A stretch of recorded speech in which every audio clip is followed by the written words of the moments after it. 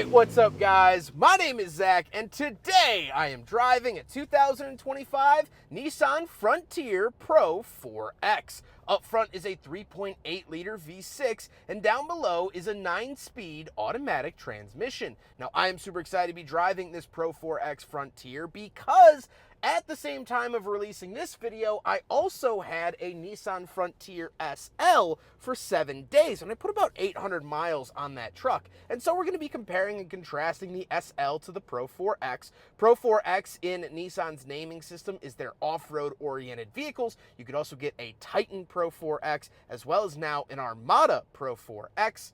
So today, we're checking out the Frontier. But if you would like to submit your own vehicle and have it reviewed here on the channel, you can head on over to my website, zackpradel.com/submit. It's a quick and easy submission form. It takes under a minute to fill out, and I come out to you. And if you would like to see all my videos weeks or sometimes months in advance, you can head on over to my Patreon for only $5 a month.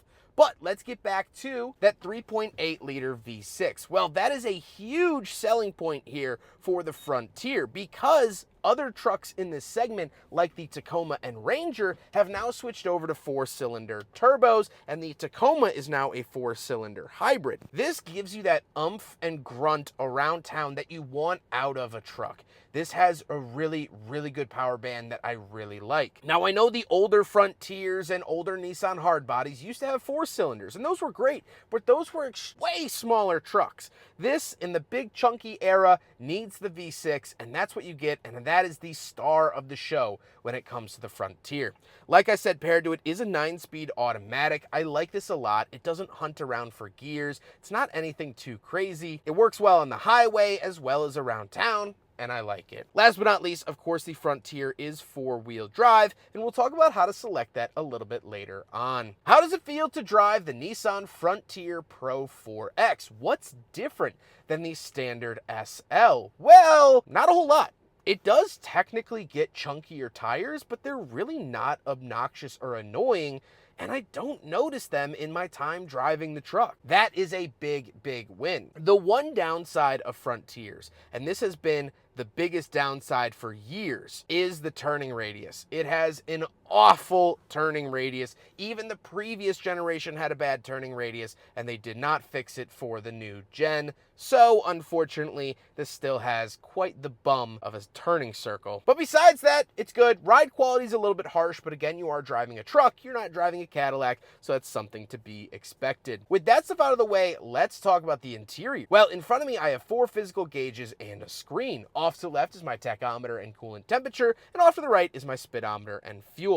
We also do have a screen in the center. You can cycle through a bunch of different things here. I found this very clear, very easy to read, and I like that when talking about gauge clusters. On the steering wheel, on the left, we do have our source, enter, info, volume, voice commands, and phone options, and off to the right, we do have adaptive cruise control. Off to the left, we do have a climate control vent. We have a button for tow mode, as well as our gauge dimmer switch and trip reset. Parking sensors on and off, our outlet on and off, cargo lamp, hill descent control, traction control, and rear locking differential. Moving on to the door, we have our power mirrors, power locks, and power windows. Up in the center, we do get a little cubby. Love when trucks do this, very handy. And then we get our big infotainment display. This is a very large display. This is a very nice welcome upgrade because it also doesn't dominate the interior. A lot of modern screens dominate the interior. Look at this Toyota Tacoma TRD Pro interior. The first thing you look at is that screen. It's such an eyesore. Here in the Frontier, it's way less so, and I like that a lot. We do also get some physical buttons for volume and audio, skip track, map, and menu,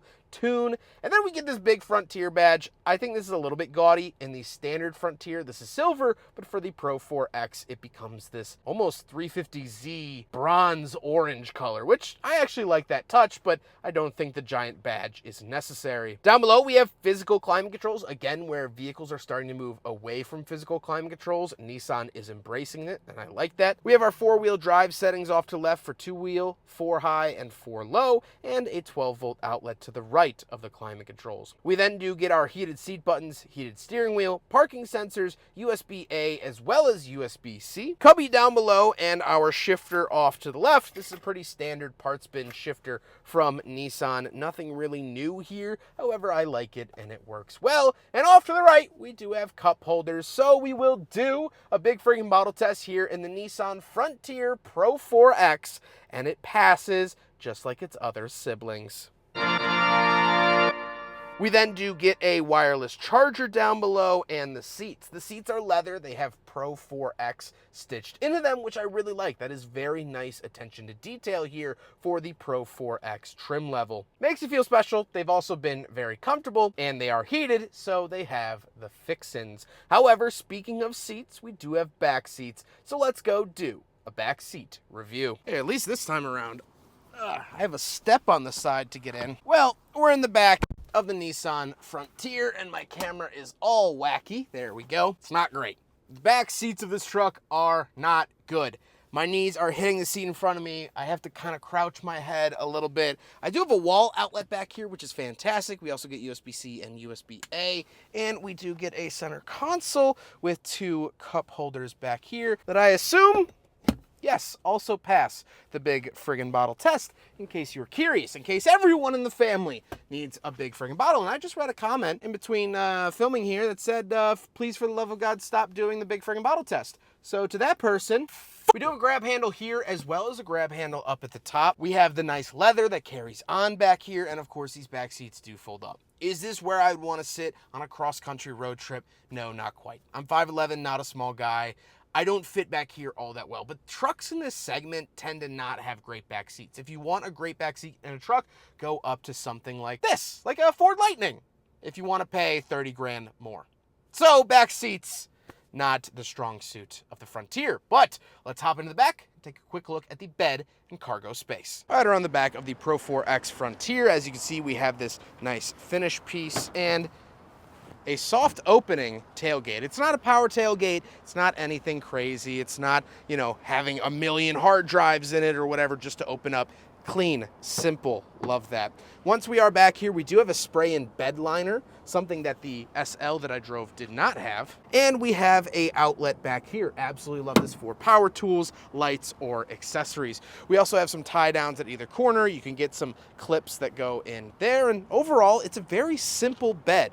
Although it does have the outlet, that's like the most new age, hip, cool, futuristic thing found back here, and I like that. No tailgate that opens up a million different ways and will open a bottle as well as play music and cook you lunch. No, it's just a tailgate. Look, boom, it's back up. It doesn't need to have all the fanfare, and that's a big selling point for the Frontier. Now we gotta talk about the looks, and as you'll notice, this is a little bit different from the standard Frontier. This has more Pro-4x bits on it and more off-road ready, more aggressive, and I like it. I think it's a good look without being overly aggressive or any bit gaudy. Again, I'm gonna compare this to the Tacoma TRD Pro. I just think this is more humble. It's more reserved, and I kind of like that respect. Now, if you want the crazy TRD Pro, of course you could do that and pay, what, 12 grand more, but I like where this truck is at. I think it's a healthy middle ground. I don't think this is the most hardcore truck I've ever driven, but it's also at the same time, it has just a little bit of an edge to it where it'll stick out, at least in a parking lot. With all of that being said, let's get on to my final thoughts. What do I think driving the Nissan Frontier Pro-4x from 2025? Well, I share a lot of my feelings that I do with the SL. In terms of the differences between the SL and Pro-4x, obviously it is going to be a lot of an appearance, and that's pretty much it. They drive dang near similar, even with the different tires and wheels. You're not going to lose out on any quality for getting the Pro X or vice versa. You're not going to get anything spectacularly better for the SL. I think Nissan is doing a lot of things really right here with the Frontier. First of all, no CVT. Not that any trucks in this category do have a CVT, but CVT and Nissan just don't mean good things when put together. And so, seeing a Nissan without a CVT, as we saw with the Nissan Murano for 2025, they've gone away from the CVT. I like that. That is good news. I also like that you can get a Pro-4x. I like the fact that they have a fun off-roady trim level. I think every truck deserves a fun off-roady trim level, and this is just another good pick. The V6, fantastic. Absolutely love it. I hope that they stick with this powertrain for quite some time, and knowing Nissan, they probably will. And the last thing is the price. This one stickered is about $52,000, which is a lot of money. I'm not denying that fact. But compared to its other rivals, like the Ford Ranger that I drove, $55,000. The Tacoma TRD Pro and Trail Hunter were well into the $60s. This is a bargain deal with a good engine and still looks good. That is enough to sell me. This is slowly becoming one of my favorite pickup trucks in this segment, and there's good reason why. I hope you guys enjoyed the video. Huge thank you to Alexis for letting me borrow his Nissan Frontier Pro-4x to do this comparison. He has been absolutely wonderful to work with. I appreciate him fitting me into his busy schedule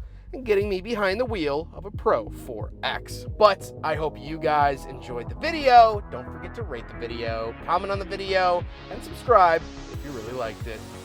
Take care, guys.